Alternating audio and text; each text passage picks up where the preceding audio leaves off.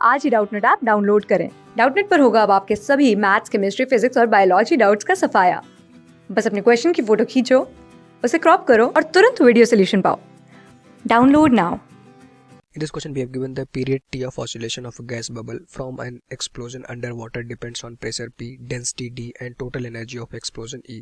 Prove that with the help of dimension, it is given by T equals to K D to the power 1 by 2 E to the power 1 by 3 divided by P to the power 5 by 6, where K is dimensionless constant. तो यहाँ पे देखो basically हमारे पास जो period है, period मतलब time period, किस पे डिपेंड कर रहा है? T इक्वल्स टू K कोई एक कांस्टेंट है, density to the power 1 by 2, E क्या था? Total energy of explosion to the power 1 by 3, और इसके हमारे पास whole divided pressure to the power 5 by 6। ये हमें प्रूव करना था with the help of dimension analysis. देखो टी क्या था? Time period. तो यह क्वेश्चन में गिवन है जो टी है किस पे डिपेंड कर रहा है? प्रेशर, डेंसिटी एंड एक्सप्लोजन की जो एनर्जी ई है। तो मान लेते हैं जो पीरियड था pressure to the power a पे डिपेंड कर रहा था, दूसरा density to the power b पे डिपेंड कर रहा था, और जो total energy E to the power c पे डिपेंड कर रहा था। क्लियर? तो इस तरह से हमें लिखना होता है T is directly proportional to P to the power A, क्योंकि प्रेशर, डेंसिटी और एक्सप्लोजन की जो एनर्जी है उस पर पीरियड हमारा डिपेंड कर रहा था।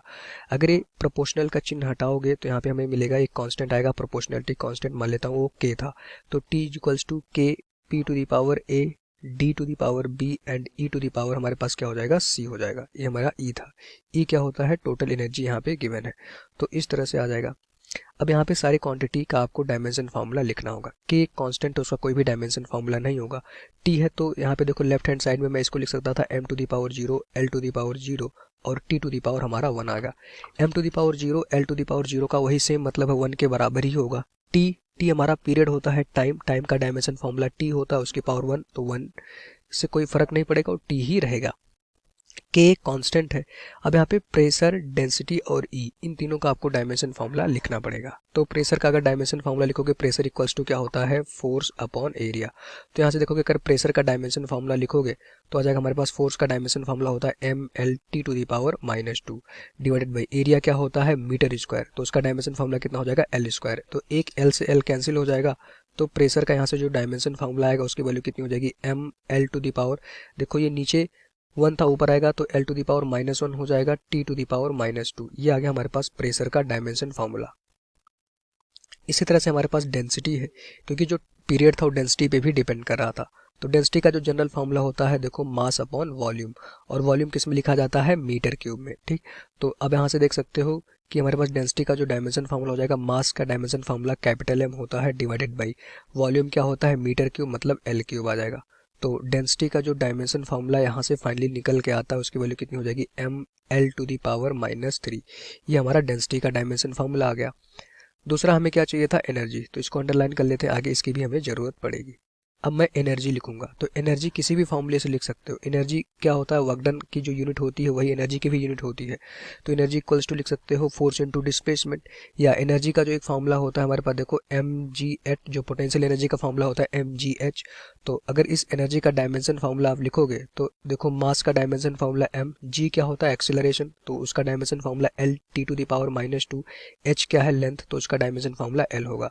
तो यहाँ से देख सकते हो जो E का डायमेंशन फार्मूला आएगा, E क्या थी? एनर्जी, उसका dimension formula mL square T to the power -2 हो जाएगा। अब यहाँ से देख सकते हो कि ऊपर वाले जो टर्म था, जो हमारे पास पीरियड था, किस पे डिपेंड कर रहा था? एक बार मैं इसको नीचे लिख दूंगा। पीरियड को अगर देखो, यहाँ से मैं शुरू कर रहा हूँ। T इज इक्वल्स टू जो हमारे पास पीरियड था, K कांस्टेंट था, pressure to the power A, density to the power B and energy to the power C पे डिपेंड कर रहा था। अब मैं दोनों तरफ इसका डायमेंशन फार्मूला लिखूंगा, तो m to the power 0, l to the power 0, t to the power 1 is equals to K। Pressure का डायमेंशन फार्मूला ऊपर मैं लिख चुका हूँ, m l to the power -1, देखो m L to the power -1, T to the power देखो हमारे पास क्या है? -2। ए प्रेशर का डायमेंशन फार्मूला लिखा है। T टू द पावर हो जाएगा -2, इसकी होल पावर क्या हमारे पास देखो A, तो आ जाएगा A। डेंसिटी का dimension formula m L to the power -3, ये हमारे पास क्या है? -3। और देखो डेंसिटी की पावर कितना है हमारे पास देखो B, तो इसकी पावर कितना हो जाएगा हमारे पास देखो B। इसी तरह से एनर्जी का डायमेंशन फार्मूला कितना है? mL square T to the power यहाँ पे कितना हो जाएगा? -2, और इसका जो डायमेंशन फार्मूला है ये आ गया, इसकी पावर कितनी है? C। अब इसको मैं क्या करूंगा? थोड़ा सा ओपन करूंगा। m वाले जितने भी टर्म हैं उनकी पावर को एक साथ ले लूंगा, l वाले की पावर को एक साथ और t वाले पावर को एक साथ लेके कंपेयर में करूंगा। तो यहाँ से मैं क्या करूँगा, आप देखो m टू दी पावर कितना है लेफ्ट हैंड साइड में 0, l to the power 0, t to the power 1 equals to k constant है। यहाँ पे मैं इसको लिख सकता हूँ, देखो m टू दी पावर, अगर मैं इसको एक बार खोलता हूँ तो आ जाएगा m to the power a, l to the power minus a हो जाएगा, और t टू दी पावर यहाँ पे आ जाएगा -2, ये पूरा टर्म आ गया। अंदर यहाँ पे क्या आ जाएगा m to the power b and l to the power -3b, और t टू दी पावर तो यहाँ पे 0 है। यहाँ पे आ जाएगा देखो m to the power c, l to the power 2c and t to the power -2c, ये वैल्यू आ गया। अब कंपेयर अभी करेंगे।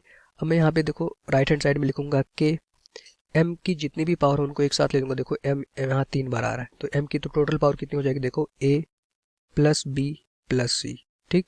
यहाँ पे देखो m की पावर b है, यहाँ पे m की पावर c है, तो तीनों को पावर ऐड हो जाएंगी इनटू। यहाँ पे देखो अगर मैं l की पावर देखूंगा तो l की पावर यहाँ पे कितना है -a, यहाँ पे कितना है -3b, और यहाँ पे कितना है देखो 2c, तो आ जाएगा हमारे पास देखो प्लस का 2c। इसी तरह से अगर मैं t की पावर देखूंगा तो t की पावर यहाँ पे कितना है -2a, तो आ जाएगा -2a प्लस t की पावर यहाँ पे 0 था तो 0 हो जाएगा। यहाँ पे t की पावर कितनी है -2c, तो इसको लिख सकते हो t to the power -2c हो जाएगा। ये आ गया हमारे पास ये पूरी वैल्यू। अब पूरी इक्वेशन को m, l और t के पावर में मैंने लिख दिया। लेफ्ट हैंड साइड में देखो m की पावर कितनी है 0, l टू दी पावर 0 और t टू दी पावर कितनी है 1। कंपेयर कर लो दोनों तरफ m की पावर, तो यहाँ पे देखो राइट हैंड साइड में m की पावर कितनी है a plus b plus c। यहाँ पे आ जाएगा हमारे पास देखो a plus b plus c, किसके बराबर होगा 0, क्योंकि लेफ्ट हैंड साइड में m की पावर कितनी थी 0। इसी तरह से हमारे पास देखो l की पावर कितनी है -a -3b plus 2c। Left hand side में l की पावर कितनी है 0, तो ये 0 के बराबर हो जाएगा। t की पावर देखो यहाँ पे है -2a -2c, left hand side में t की पावर कितनी है 1, तो ये किसके बराबर हो जाएगा 1। ये हमारे पास लेट्स से इक्वेशन 1 हो गई, ये हमारे पास इक्वेशन 2 है, ये हमारे पास इक्वेशन 3 है। 3 इक्वेशन 3 अननोन, तो तीनों इक्वेशन को सॉल्व कर लोगे आपको ABC की वैल्यू मिल जाएगी। जैसे ही ABC की वैल्यू मिलेगी आपको फॉर्मूला मिल जाएगा। तो यहाँ से देख सकते हो अगर मैं क्या करूँ, इक्वेशन 1 में मैं 2 से मल्टीप्लाई करूँ और उसको इक्वेशन 3 से ऐड कर दूँ, तो यहाँ से देखो अगर इक्वेशन 1 में 2 से मल्टीप्लाई करोगे तो 2a प्लस यहाँ पे कितना हो जाएगा 2b plus 2c equals to हो जाएगा 0 के बराबर। या डायरेक्टली मैं ऐड कर देता हूँ, इक्वेशन 1 हो गया प्लस इक्वेशन 3 से मैं ऐड कर दे रहा हूँ इसको, तो इक्वेशन 3 में यहाँ पे देखो कितना है माइनस हो जाएगा, क्योंकि यहाँ पे माइनस साइन है, तो डायरेक्टली यहाँ पे आ जाएगा -2a -2c -1 इक्वल्स टू 0 के बराबर हो गया। मैंने क्या किया, इक्वेशन 1 में 2 से मल्टीप्लाई किया, 3 से ऐड कर दिया। देखो ये 2a से 2a कैंसिल होगा, 2c से 2c कैंसिल होगा, तो ये वैल्यू कितनी आ जाएगी 2b -1 इक्वल्स टू 0। तो यहाँ से देखो 2b इक्वल्स टू कितना आ जाएगा 1, और अगर b की वैल्यू सॉल्व करोगे उसकी वैल्यू आ जाएगी 1/2, तो b की वैल्यू हमें पता चल गई 1/2 है। अब सॉल्व कर लो, क्या करोगे, इस b की वैल्यू मैं इक्वेशन 2 में पुट कर देता हूँ। तो जब यहाँ पे b की वैल्यू पुट करोगे एक पूरी टर्म हो जाएगी a -3 इंटू b की वैल्यू कितनी है 1/2 प्लस 2c इक्वल्स टू कितना हो जाएगा 0। तो यहाँ पे आ जाएगा हमारे पास देखो -a plus 2c equals to कितना हो जाएगा हमारे पास 3/2। एक इक्वेशन आ गया। लेट्स से इक्वेशन को मैं नाम दे देता हूँ इक्वेशन नंबर 4। अब मैं क्या करूँगा, इक्वेशन 4 और 3 को फिर से ऐड कर देता हूँ। तो इक्वेशन 3 प्लस 4 को मैं डायरेक्टली जब ऐड करूँगा तो यहाँ पे देखो -2a है, यहाँ पे -a है, ऐड करोगे कितना हो जाएगा -3a। यहाँ पे देखो प्लस का 2c है, यहाँ पे माइनस का 2c ऐड करोगे वो दोनों कैंसिल हो जाएंगे। राइट हैंड साइड में कितना बचेगा 3/2 प्लस 1। सॉल्व कर लेना, यहाँ पे देखो -3a इक्वल्स टू कितना हो जाएगा हमारे पास देखो 5/2। तो a की वैल्यू यहाँ पे आ जाएगी -5/6। तो a की वैल्यू भी हमें मिल गई, b की वैल्यू भी हमें मिल चुकी है। एक अननोन अभी और बचा है c। तो इन दोनों वैल्यू को किसी भी इक्वेशन में पुट कर दोगे आपको c की वैल्यू मिल जाएगी। तो किस में पुट कर दोगे, लेट्स से इक्वेशन 3 में मैं पुट कर देता हूँ। तो इक्वेशन 3 कितनी थी हमारे पास देखो -2 into a -2c equals to 1 है। तो एक बार इक्वेशन 3 लिख सकते हैं, -2a -2c इक्वल्स टू 1 है। यहाँ पे हमें एक अननोन c है, तो देखो -2 इंटू a की वैल्यू कितनी है -5/6, तो ये प्लस हो जाएगा, यहाँ पे आ जाएगा 5/6, और -1 इक्वल्स टू किसके बराबर हो जाएगा 2c के बराबर हो जाएगा। सॉल्व कर लेना, यहाँ पे देखो ये वैल्यू 2 से ये 3 कैंसिल होगा, सॉरी 6 कैंसिल होगा, 3 आ जाएगा, तो 5/3 -1 इक्वल्स टू कितना हो जाएगा 2c के बराबर। इसको जब सॉल्व करोगे तो ये वैल्यू आती है हमारे पास देखो 2/3 इक्वल्स टू 2c। हमें c की वैल्यू चाहिए थी, तो c इक्वल्स टू कितना हो जाएगा हमारे पास देखो 2/6, और जब सॉल्व करोगे तो c की वैल्यू यहाँ से आ जाएगी हमारे पास देखो 1/3। तो a b c तीनों वैल्यू आपको पता चल गई है। अगर तीनों को मैं एक बार लिखूं तो देखो a की वैल्यू कितनी आ रही है -5/6, ये a की वैल्यू थी, बी की वैल्यू अगर आप देखोगे तो बी की वैल्यू हमारे पास आई है 1/2, ये बी की वैल्यू आ गई, और सी की वैल्यू कितनी आई है, ऊपर लिखा हुआ है 1/3। ये तीनों वैल्यू हमें मिल गई। तो यहाँ से हम देख पा रहे हैं ऊपर अगर चलो तो जो ये हमारे पास पीरियड था वो किस पे डिपेंड कर रहा था, t equals to k p to the power a d to the power b and E to the power c. तो सारी वैल्यू पुट कर दो, आपको आंसर मिल जाएगा। तो पीरियड जो था इक्वल्स टू के, कोई एक कांस्टेंट है, p to the power a, density to the power b and energy to the power c, ऐसे डिपेंड कर रहा था।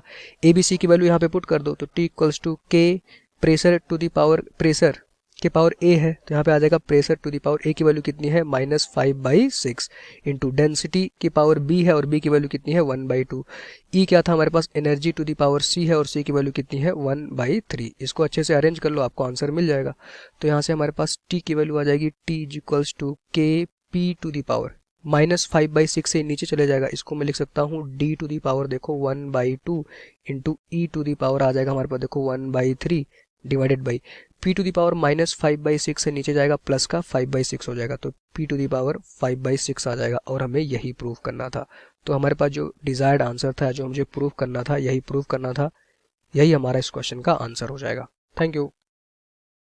क्लास 6 से 12 से लेके नीट, IIT, JEE मेंस और एडवांस के लेवल तक 10 मिलियन से ज्यादा स्टूडेंट्स का भरोसा।